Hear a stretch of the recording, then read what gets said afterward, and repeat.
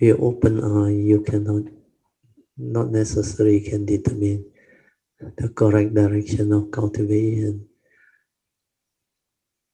A lot of deluded people also have eyes. Their eyes are also open, but they cannot see the path.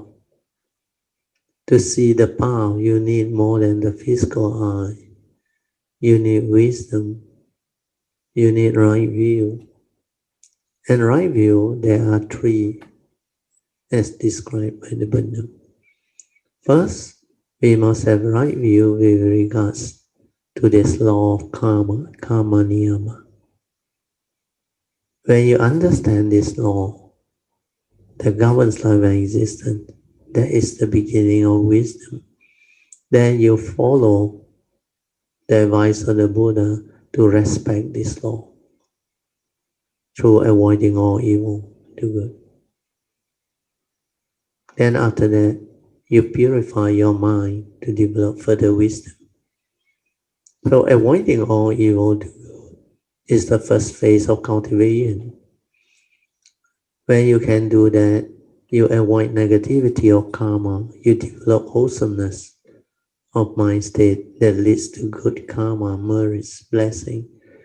But your life is not complete. Maybe you will have relatively good life, but you will have to confront the reality of life and existence, the first noble true reality. So without the third advice of the Buddha to purify your mind to develop the wisdom so that you are not deluded by the reality of life and existence, especially confronting old age, sickness and death, even birth, confronting the reality of separation from loved ones and prized possession or things that we hold on to dearly. Then when you are with people whom you don't like, when you cannot get what you want, when things don't go your way, then you cannot understand who you are or what you are. You grasp at the fine aggregate of form and mind, deludedly believe that you exist, you are real, that this human being is you. The form and mind is what you are. If you do this, you lack wisdom. You have self-delusion, sakkayaditthi, and you will still suffer. Your life will still be afflicted, miserable, despite whatever good merits and good blessing you may have.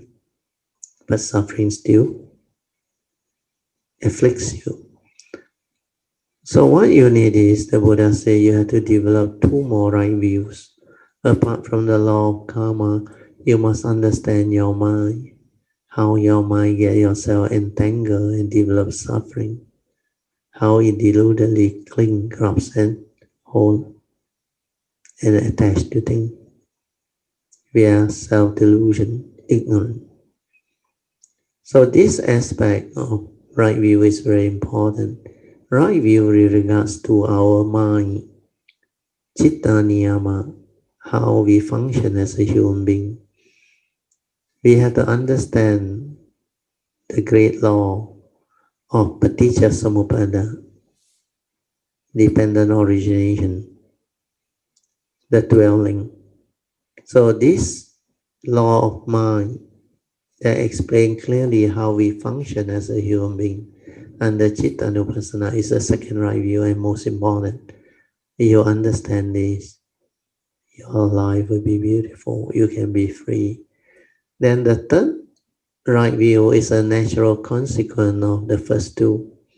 When you have the first two, you will understand the third.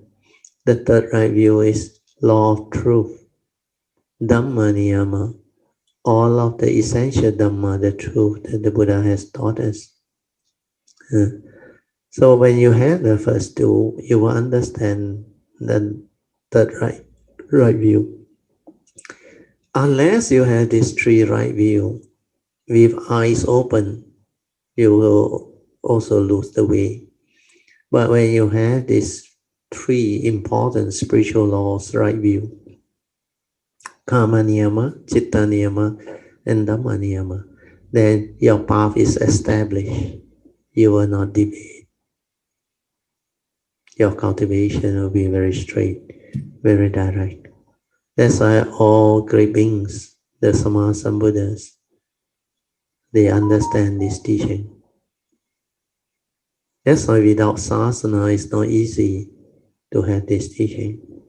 So this teaching is very, very important, very useful. So you establish the three right view, spiritual law, Kama Niyama, Chitta Niyama, and Dhamma Niyama. Then you are safe. Before that, you are not safe. Then whatever you do after your cultivation, you will only develop two things. The first thing that most people do not really pay attention to is in cultivation, the only thing that free your mind and awaken you is wisdom. You must develop wisdom. Nothing else free you. Not all the fantastic meditation, the fantastic mind state, jhana, concentration, or even the vijnana insight. If you cling and attach to all those words without understanding, without the wisdom, you will still be trapped.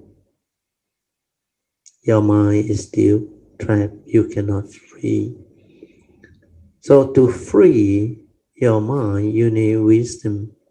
Then the moment you have wisdom, the very strange thing that happens is compassion and virtue become very natural.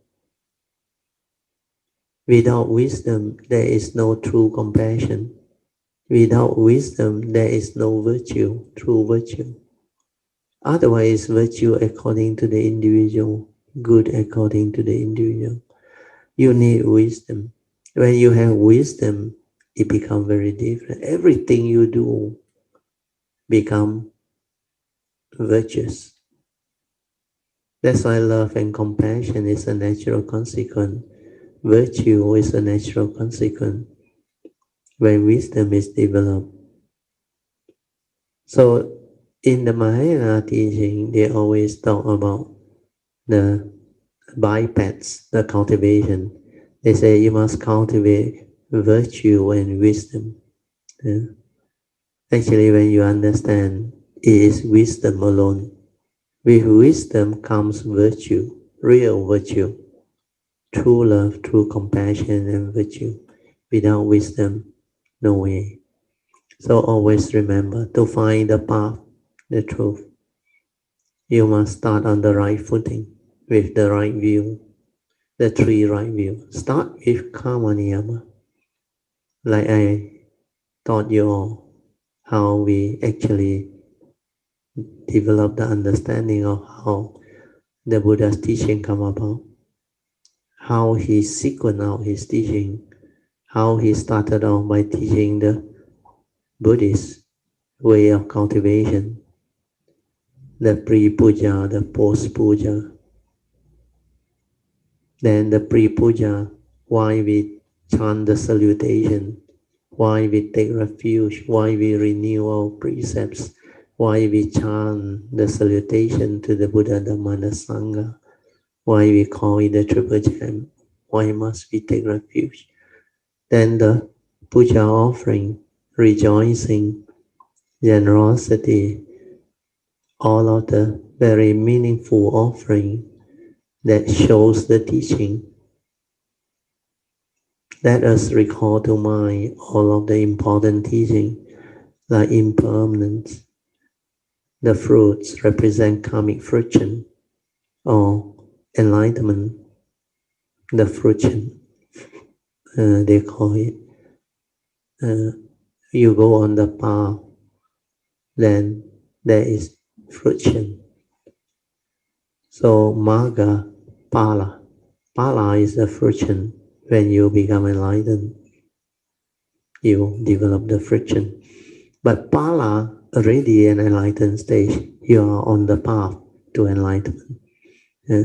So the initial awakening is always Marga leading to Pala. Path and fruition. Marga is path.